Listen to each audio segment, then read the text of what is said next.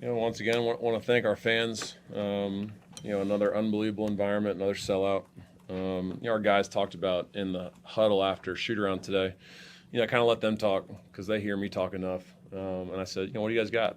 And Keyshawn Hall and KO said, we got to do this for our fans because they continue to show up, even though we've had a couple of tough results on the road. They continue to just support our team. And they recognize that and they appreciate that, and they came out and gave our fan base their best effort, and obviously a phenomenal result. I thought our guys did a really good job of just executing the game plan and some of the things that we really talked about being important. And, a couple of those things would be, transition defense was going to be really important. They averaged 25 points in transition a game, and they only had 13 tonight. So we were able to almost cut that in half, which is such a significant thing to do against such a great offensive team. We limited our live ball turnovers. We had 2 sloppy ones in the first half, but to only have 10 turnovers and 20 assists, 2-to-1 assist turnover ratio against that team is really good. But I thought our defense just really answered the bell in this game. That was probably the best we've collectively played defensively against a really good team. We've done it against some lower competition, but to do it against a team, with the firepower that Arkansas has, I thought our guys did a great job in communicating their switching and making some adjustments in their ball screens. And, they were excited about, obviously playing a really good team. They got a couple guys that are going to get their name called in June in the NBA draft, and, our guys got up for that. The challenge now is, we got to do that every night. Because you've seen what it looks like when you don't do it. You lose to Georgia in overtime and you lose to A&M at home. We just got to continue to build off of that. But I thought, after Tuesday night, lesser teams would have kind of continued to harp on that and let that affect their performance and get too low. Well, we got to do the same thing after tonight. Like, we beat a top 15 team. We can't let that get us too high now. Like, we felt like we should win the game playing them at home. Obviously I have a ton of respect for those guys. Like, they do such a good job, and Cal's done a great job with this group, and they're going to win a lot of games this year. But we can't let that one result, make us feel like we've done something, because, we're still 1-2 in conference, and we still got some ground we got to make up. So just got to stay locked in and just continue to work to get better. But, I'm proud of the guys because, since the Queens game, we've had a lot of really good practices, and, it showed tonight. So excited about the result, happy with the result. Take any questions. Stephen, 20 assists for y'all, only 10 turnovers. Mm-hmm. We talked a lot about the assist to turnover ratio. Just the ball movement, was that like the best you've seen it this season? And kind of what was the key to making that happen? Yeah, I mean, against a really good team, probably one of the better ones we've done offensively. Tahad, when your 2 best players have 12 assists, that makes a difference. They are willing passers, but they're very capable passers. And Tahad did a really good job, after he recognized that they were putting 2 on the ball and trying to get it out of his hands.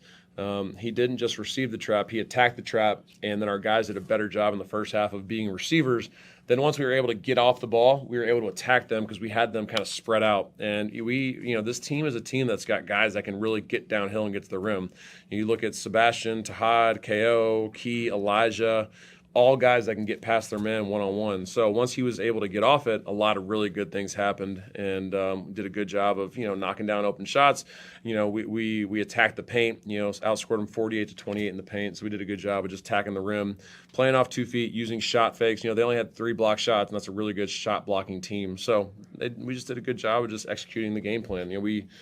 We were aggressive in transition, but then when we didn't have anything in transition, we talked about wanting to pull it out and run offense because, we can't have any middle offense against Arkansas. And we were trying to keep this game below 73 possessions. I don't know what it ended up being.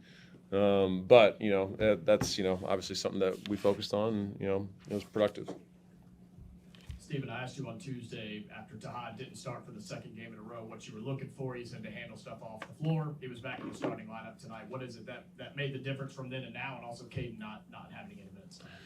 Yeah, I mean, it's more about, for us, like, guys we have an issue with guys being on time. And, I've told the guys before the Queens game, like after Purdue, sorry. So that would have been before the Queens game. If you're late to something, you're not going to start. If you're coming off the bench and you're late to something, you're going to miss a rotation. So that it's as simple as that, and that's kind of where we as a program have got to continue to get better, and we got to be a little more responsible, and that was the result of that tonight. So, but on the flip side, like really really happy for Blake.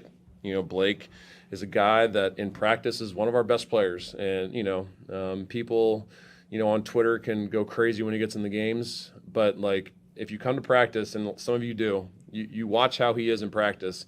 He's our best defender. Ask Ferg. Like, he sees it. Ask Hope. They see it. Like, he makes shots, and it pisses me off because, like, we'll, like, play great defense for an entire possession, and then Blake will hit, like, a step-back three. I'm like, dude, why don't you do this in the game? Like, he can drive by his man, and you saw tonight what he's capable of. So, in 10 minutes, he's +8. But, he had that bad stretch at the end, so he was +12 going into the last minute of the game. So, he did a great job of getting us into our offense. He didn't turn the ball over. He got a steal. He fouls more than I did when I was in college, which is hard to do. But I love his aggressiveness. He does all the right things, and I'm happy for him. Nathan? Steven, I know you've been pleased with how you guys are rebounding the ball. How much of a difference did that make? And I think you guys are +30 now in 3 SEC games. How much of a difference has that made? Yeah, I mean, it just gives you an opportunity to win the game. They had 33 missed shots, and they only got 8 of them back. So that's for a team that we thought was a really good offensive rebounding team, that's significant, and that's important, and it's something that we just got to continue to do, because we're not huge on the inside, but we're a really good offensive rebounding team, and if we put bodies on bodies and we're able to check out, we can be a pretty good rebounding team. Now, we're about to play some really good rebounding teams moving forward. Missouri's huge, and they crash the offensive glass like crazy, so it's going to require some more step up moving forward. But so far through the first 3 results, very pleased with our rebounding. Steven, Coach Cal said this is a big-time win for you, and he wants you to do well because he also has a son coaching. A little bit extra meaningful to get your first SEC win against a guy of his caliber, Coach. Yeah, I mean, well, first off, like, Coach Ian Borders had the scout, and Coach Corey Williams had the scout. So, they did a phenomenal job in our preparation. Ian specifically is a Louisville boy. And, he obviously has watched, Pitino and Cal specifically for a very long time. And he had the St. John's, he and Corey had the St. John's and the Arkansas scouts. So, obviously happy for that, for Ian specifically, because this was a really important game for him, because he's always just had such an admiration for Cal and everything that he's done. For me personally, like, obviously it's more about the program for me. Like, this team has beaten 3 Hall of Fame coaches, this year with Coach Altman, Coach Pitino, and now Coach Cal. Just have always had so much respect for the job that he's done. He doesn't get enough credit for how good of a coach he is, X's and O's wise. Everybody talks about how he has such great players. Like, there's a lot of teams that have great players and they run shitty offense. Like, he does a good job of putting his guys in a position to be successful. And that's why they've been so good. And I really like his group this year. He's got 8 really good players, and just wasn't their night tonight. I thought our switching bothered him, and Brad's is such. He's gonna be a great coach one day as well. So he's learning from. He's similar to me, like just learning from such a unbelievable coach and learning from one of the best. So I mean we had to get that win. It didn't matter who it was against. We had to win that one, because you can't dig yourself into 0-3 hole in this conference and expect to have any real success. So really important win, and obviously against a top 15 opponent and a really good Arkansas team. We'll take 2 more. Key was the first Auburn player to have back-to-back 30-point games in 32 years. Yep. They missed a shot tonight. Just kind of what was the key to him to be so successful against this defense? I know he can score against anybody, but this felt a little bit different. I mean, I don't know. He's been doing this all year, so he doesn't get recognized or talked about enough. Like, his offense has been his offense all year. Obviously, making 4 out of 5 threes, impacts that a little bit. I'm more pleased with his defense. Like, he had 2 block shots tonight, and I'm gonna watch the film, but like every time there was penetration and he rotated over, he did such a good job of walling up and just getting vertical and not slapping down. That's something that he's really struggled with, because he always rotates, he gets there, and then he slaps down and draws a silly foul. Tonight, he had 3 fouls, but he had 2 block shots, and I thought he had a lot of really good collisions at the rim where we made them miss tough contested twos. And that's just what he's wanted to do. He wants to come here to become a better defender, and I think he's starting to do that. So, offensively, that's just who he is. And the way Arkansas guarded allowed us to play a little more space. We spread him out a little bit, and we were able to attack one-on-one closeouts and play off 2 feet. And he's such a talented scorer, and he can just do it in a number of different ways. Last one. Elijah Freeman finished the game plus 26. How much growth have you seen from him since he got on campus, really, but specifically within the past couple of games since he started coming off the bench? Yeah, I mean, I think, in his last 5, I think he's averaging like 14 or so coming off the bench. And, tonight, 3 assists, no turnovers. I don't love all the east-west dribbling he did tonight. Like, he's such an explosive player. I would like for him to go north and south more as opposed to side to side, because really good teams are going to strip and rip that. And it looked like a million times they were going to come get steals. But he's so talented, and I thought he was really good defensively tonight. Had 6 rebounds. He just does a little bit of everything. And for me, Taylor, like, you're right. Like, the growth and the improvement that he's shown, but like for me, the unselfishness that he's shown.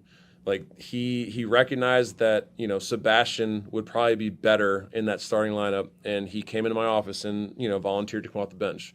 And it's helped him play better, and it's helped us give a spark off the bench. So, he's just a guy that's just going to continue to, be so effective in games. And, when he's out there doing the things that he's really good at, plus 26 just kind of proves that right there. So, he played more like the minutes that we want him to play. We need him to be in that 25 to 28 range in order for us to have, a chance to be the best version of ourselves. So, really proud of Elijah. I need him to, do it on the road against another really good team on Wednesday. Thanks, Coach. Thanks, guys.